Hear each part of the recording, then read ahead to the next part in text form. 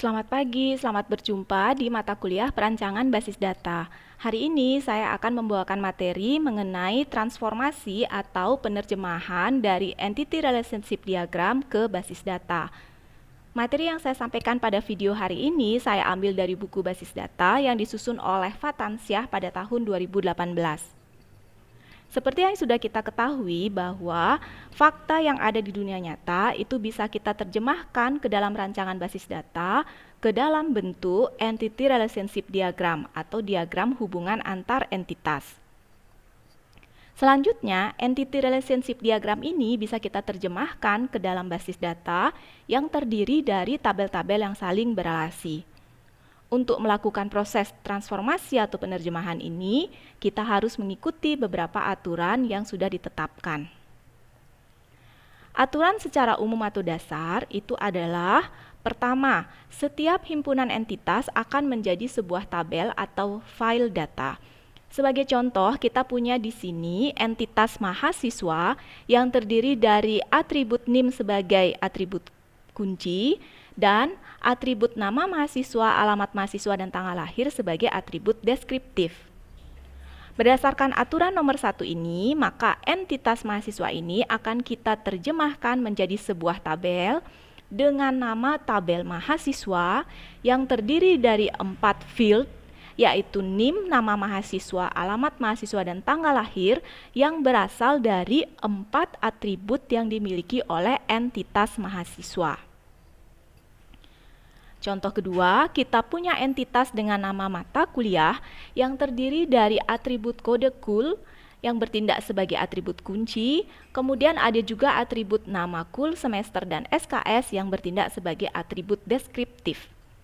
Berdasarkan aturan nomor 1 tadi, maka entitas mata kuliah ini akan kita implementasikan menjadi sebuah tabel dengan nama mata kuliah yang terdiri dari 4 field, yaitu kode KUL, nama KUL, SKS, dan semester yang berasal dari 4 atribut yang dimiliki oleh entitas mata kuliah.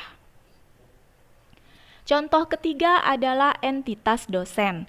Entitas dosen ini memiliki field atau atribut kode DOS yang bertindak sebagai atribut kunci, dan dia juga memiliki atribut nama DOS dan alamat DOS yang bertindak sebagai atribut deskriptif. Sesuai dengan aturan nomor 1, entitas dosen ini kita akan terjemahkan atau implementasikan menjadi sebuah tabel dengan nama tabel dosen yang terdiri dari 3 field, yaitu kode DOS, nama DOS, dan alamat DOS yang berasal dari 3 atribut yang dimiliki oleh entitas dosen. Aturan kedua adalah jika ada relasi yang derajat relasinya adalah one to one atau 1 ke 1, maka akan dilakukan penambahan atribut-atribut relasi ke salah satu tabel. Sebagai contoh di sini kita punya relasi dosen memimpin jurusan dengan derajat kardinalitasnya adalah 1 ke 1. Kita lihat entitas dosen terdiri dari atribut kode DOS yang bertindak sebagai atribut kunci dan atribut nama DOS serta alamat DOS yang bertindak sebagai atribut deskriptif. Sedangkan entitas jurusan terdiri dari atribut kode jur yang bertindak sebagai atribut kunci dan atribut nama jur yang bertindak sebagai atribut deskriptif. Pada relasi memimpin, kita tempelkan atribut kunci yang berasal dari entitas dosen dan jurusan yang direlasikan, yaitu atribut kode DOS dan kode jur. Berdasarkan aturan nomor 2 ini, dan nomor 1 tadi, maka relasi ini akan diimplementasikan menjadi entitas dosen akan menjadi tabel dosen yang terdiri dari 3 field, yaitu kode DOS, nama DOS, dan alamat DOS yang berasal dari 3 atribut pada entitas dosen. Kemudian entitas jurusan akan diimplementasikan menjadi tabel jurusan yang terdiri dari awalnya 2 atribut, yaitu kode jur dan nama jur yang berasal dari atribut yang dimiliki oleh entitas jurusan. Di sini pada tabel jurusan terdapat penambahan satu atribut lagi, yaitu kode DOS. Kalau kita lihat pada relasi memimpin, ada dua atribut yang muncul di relasi memimpin, yaitu kode DOS dan kode JUR yang berasal dari entitas dosen dan entitas jurusan. Nah, kedua atribut tersebut berada di tabel jurusan. Tetapi karena di tabel jurusan sudah ada kode JUR, maka kode JUR tidak perlu ditulis lagi. Jadi cukup dituliskan kode DOS-nya saja. Pertanyaannya adalah, mengapa kita tempelkan di tabel jurusan? Mengapa tidak di tabel dosen? Jika relasi dengan derajat 1 ke 1, kita harus perhatikan derajat relasi minimumnya untuk menentukan di tabel yang manakah atribut relasi itu ditambahkan. Kalau kita lihat di sini untuk dosen, tidak semua dosen memimpin jurusan, sehingga derajat relasi minimumnya adalah 0.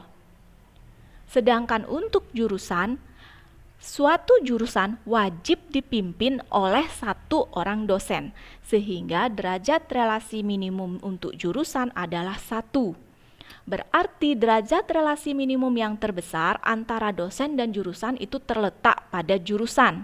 Sehingga atribut yang ada pada relasi, yaitu kode DOS dan kode JUR, kita tempelkan pada tabel jurusan. Sekali lagi, derajat relasi minimum jurusan lebih besar daripada derajat relasi minimum dosen. Sehingga atribut yang ada pada relasi memimpin kita tambahkan di tabel jurusan, bukan di tabel dosen. Dan karena di tabel jurusan sudah ada atribut kode JUR, maka atribut kode JUR tidak perlu dituliskan lagi. Yang cukup ditambahkan hanyalah kode DOS. Oleh karena itu pada tabel jurusan sekarang menjadi 3 field, yaitu kode JUR dan nama JUR ditambahkan dengan kode DOS. Aturan ketiga, jika ada relasi dengan derajat relasinya one to many atau satu ke banyak, maka pemberian atribut kunci akan dilakukan dari tabel yang derajatnya 1 ke tabel yang derajatnya n. Sebagai contoh, ada relasi dosen mengajar mata kuliah, di mana derajat relasinya adalah 1 ke n. Di sini kita lihat dosen memiliki atribut kode DOS sebagai atribut kunci, dan dia juga memiliki atribut nama DOS serta alamat DOS sebagai atribut deskriptif. Untuk entitas mata kuliah, dia memiliki atribut kode KUL sebagai atribut kunci. Dia juga memiliki atribut nama KUL, semester, dan SKS sebagai atribut deskriptif. Pada relasi mengajar, kita tambahkan atribut kunci yang berasal dari entitas yang dihubungkannya, yaitu entitas dosen dan mata kuliah, sehingga pada relasi mengajar kita tambahkan kode KUL ya sebagai atribut kunci dari mata kuliah dan kode DOS sebagai atribut kunci dari dosen. Selain itu, relasi mengajar ini juga memiliki atribut deskriptif, yaitu ruang dan waktu. Berdasarkan aturan nomor 1 dan nomor 3 ini, sekarang relasi ini akan kita terjemahkan menjadi entitas dosen akan menjadi tabel dosen dengan 3 field, yaitu kode DOS, nama DOS, dan alamat DOS yang berasal dari atribut entitas dosen. Kemudian entitas mata kuliah ya di sini yang terdiri dari 4 atribut, yaitu kode KUL, nama KUL, semester, dan SKS. Pada tabel mata kuliah juga terdapat 4 field, yaitu kode KUL, nama KUL, SKS, dan semester. Tetapi pada tabel mata kuliah terdapat tambahan atribut, yaitu kode DOS, ruang, dan waktu yang berasal dari relasi mengajar.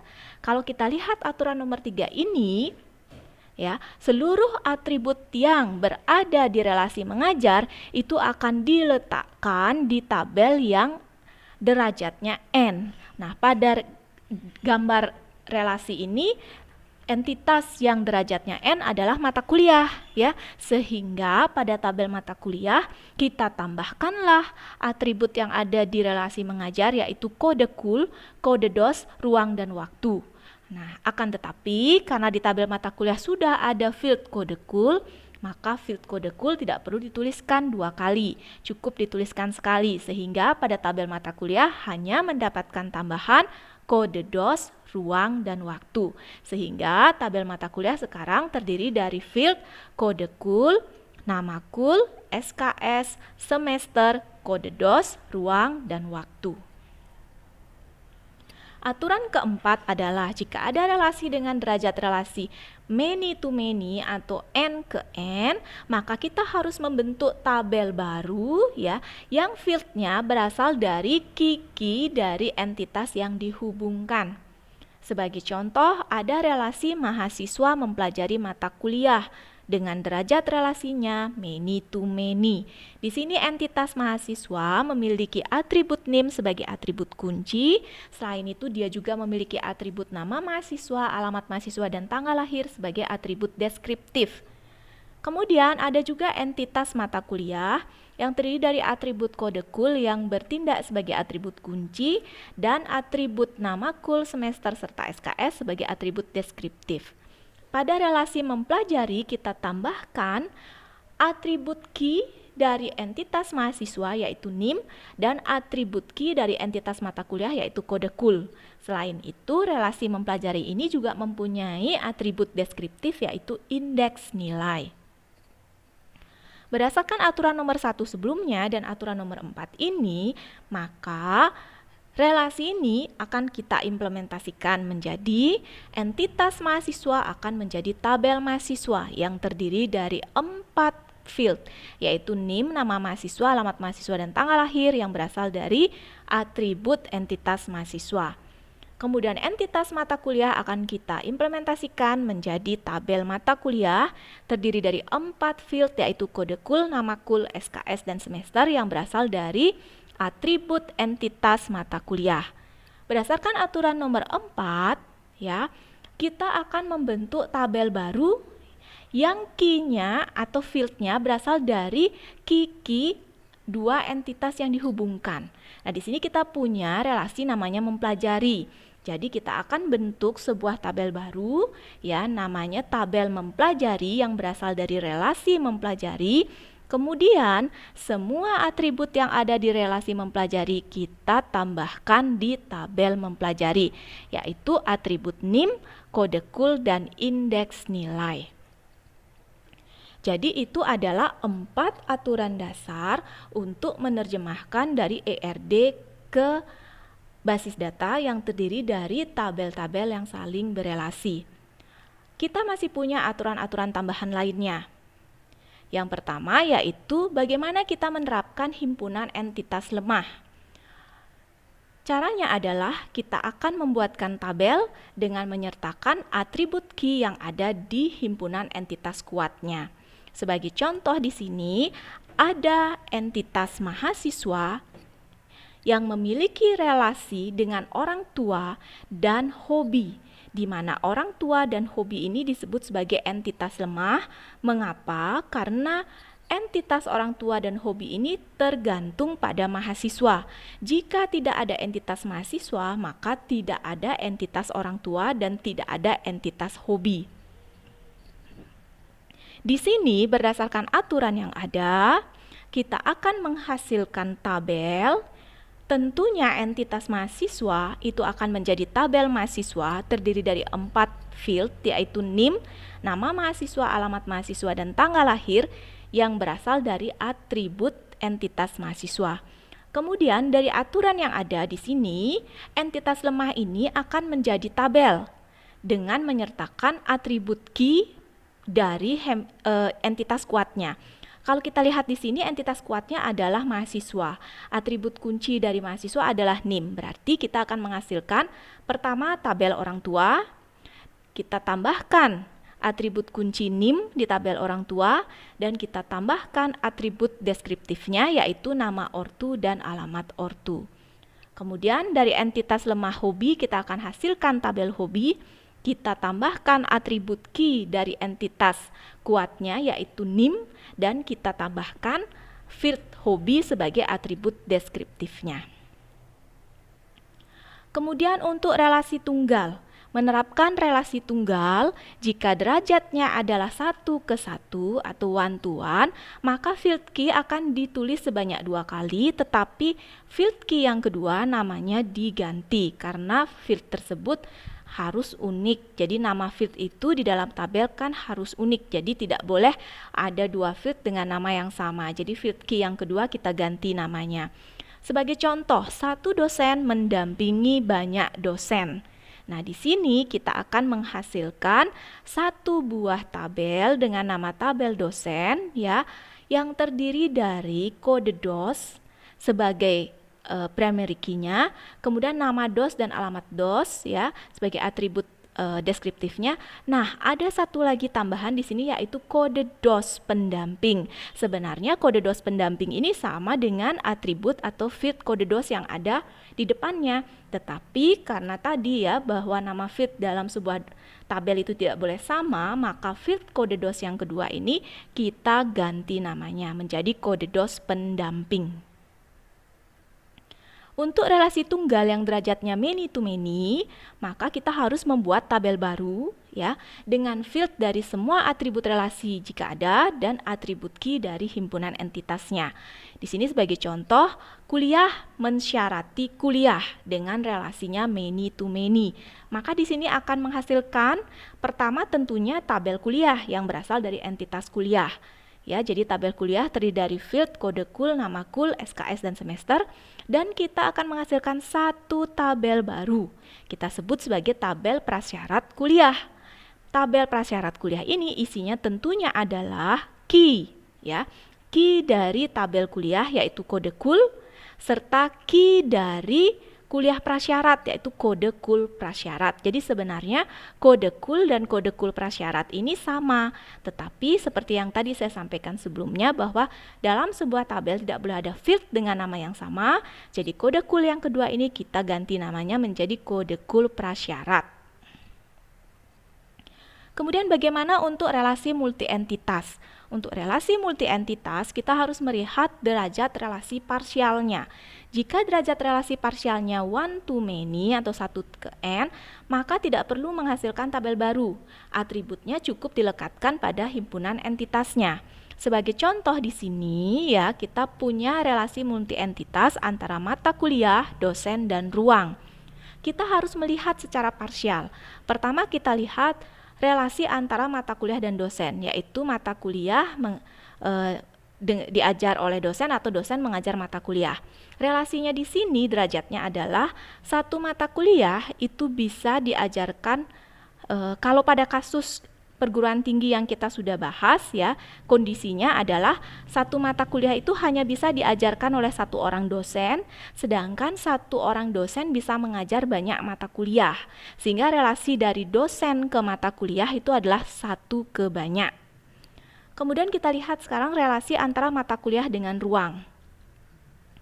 Satu mata kuliah itu bisa dilakukan di satu ruang ya, sedangkan satu ruang kuliah bisa digunakan oleh banyak mata kuliah, sehingga relasi antara ruang dengan mata kuliah adalah 1 ke banyak. Sekarang kita lihat antara dosen dengan ruang. Satu ruang bisa digunakan oleh banyak dosen, dan satu dosen bisa menggunakan banyak ruang karena satu dosen mengajar banyak mata kuliah ya, sehingga derajat relasi antara dosen dengan ruang itu adalah many to many. Nah, di sini bisa kita simpulkan bahwa derajat relasi antara dosen ke mata kuliah atau ruang ke mata kuliah itu adalah one to many, sehingga kita tidak perlu membuatkan tabel baru. Kita cukup melekatkan atributnya di entitas yang derajat relasinya n, yaitu mata kuliah. Nah, di sini implementasinya adalah tabel dosen ya akan menjadi entitas dosen akan menjadi tabel dosen, entitas ruang akan menjadi tabel ruang. Nah, khusus untuk entitas mata kuliah di sini akan menjadi tabel mata kuliah yang seharusnya hanya memiliki field kode kul, nama kul, SKS, dan semester, di sini karena derajat relasi parsialnya 1/N dan yang memiliki derajat N adalah mata kuliah, maka kode DOS, kode kul, kode ruang dan waktu yang ada di relasi pengajaran itu akan ditambahkan ke tabel mata kuliah. Ya, tetapi karena di tabel mata kuliah sudah ada field kode kul, maka field kode kul tidak perlu dituliskan lagi. Jadi yang ditambahkan ke tabel mata kuliah hanya atribut kode DOS, kode ruang, dan waktu yang berasal dari atribut relasi pengajaran. Nah, jika suatu saat suatu mata kuliah itu yang jumlah SKS-nya besar bisa dilaksanakan lebih dari 1 kali dalam seminggu dan bisa juga diselenggarakan di ruang yang berbeda, maka derajat relasi parsial ruang kuliah itu tidak lagi 1/N, tetapi menjadi N/N. Nah, karena sudah menjadi N/N atau many to many, maka kita perlu membuat tabel khusus. Ya, jadi di sini kondisinya menjadi satu dosen mengajar banyak mata kuliah, jadi dosen ke mata kuliah itu adalah one to many, mata kuliah ke ruang itu adalah many to many, dosen ke ruang itu adalah many to many, sehingga di sini derajat parsialnya adalah many to many. Akibatnya kita harus menambahkan satu tabel baru yang bernama tabel jadwal. Jadi tabel mata kuliah tetap dengan 4 field, yaitu kode kul, nama kul, SKS, semester, sedangkan seluruh atribut yang ada di relasi pengajaran, yaitu kode kul, kode DOS, kode ruang, dan waktu, kita jadikan sebagai tabel baru dengan nama tabel jadwal. Bagaimana dengan relasi ganda?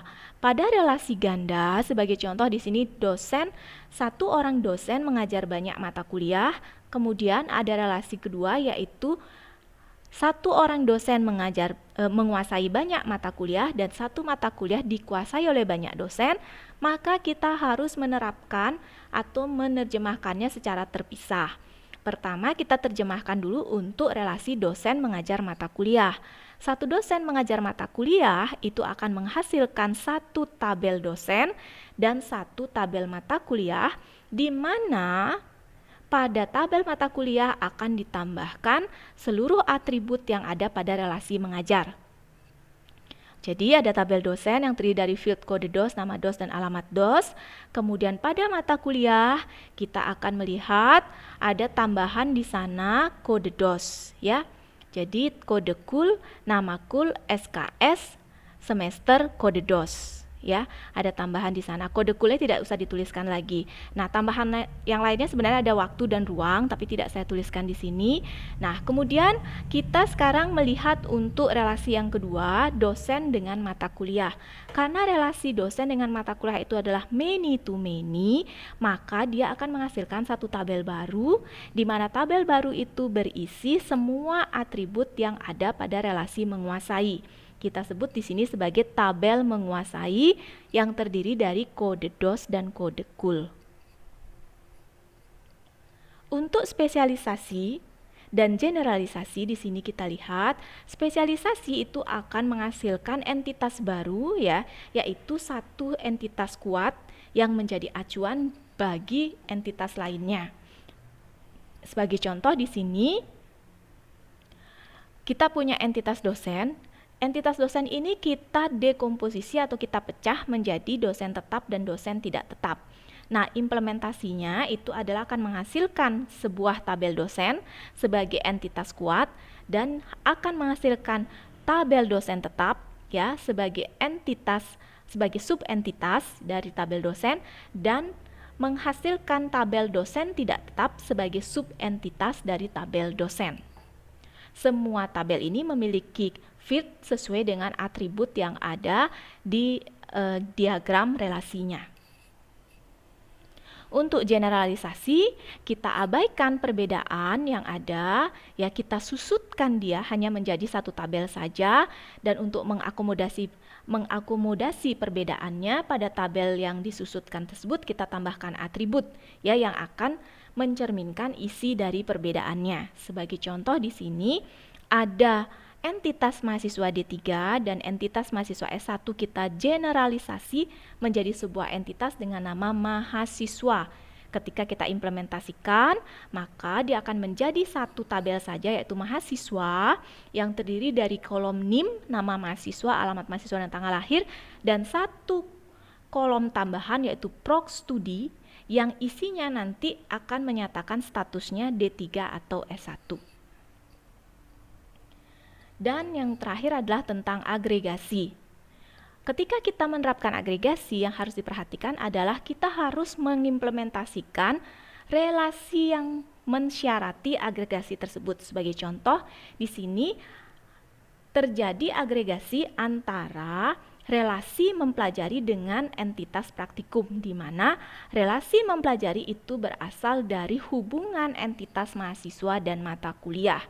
Jadi kita harus lihat dulu pertama relasi mempelajarinya, bahwa relasi mempelajari itu terjadi antara entitas mahasiswa dengan mata kuliah yang kardinalitasnya atau derajatnya adalah many to many. Nah, aturan many to many adalah dia akan menghasilkan tabel baru, sehingga pada relasi mahasiswa mempelajari mata kuliah akan menjadi tabel mahasiswa, kemudian tabel mata kuliah, dan tabel mempelajari, ya. Nah, kemudian setelah relasi ini kita implementasikan, barulah kita akan mengimplementasikan relasinya dengan praktikum. Relasinya dengan praktikum, jadi relasi mempelajari ini berelasi dengan praktikum itu many to many, artinya dia juga akan menghasilkan tabel baru yang berasal dari relasi mengikuti, ya, sehingga di sana akan menjadi entitas praktikum menjadi tabel praktikum, ya.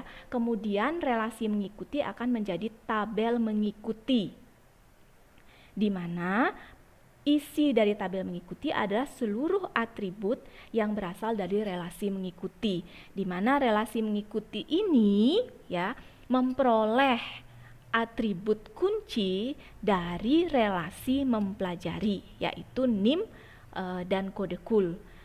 Kemudian dia juga mendapatkan atribut dari entitas praktikum, ya, karena dia merelasikan praktikum dengan relasi mempelajari, sehingga kode pra akan ada di relasi mengikuti. Dan dia juga mempunyai atribut deskriptif, yaitu nilai. Jadi sekian transformasi dari ERD ke basis data. Jadi ada aturan-aturan yang wajib kita perhatikan pada saat kita menerjemahkan dari ERD ke basis data. Sekian materi yang saya sampaikan pada video kali ini.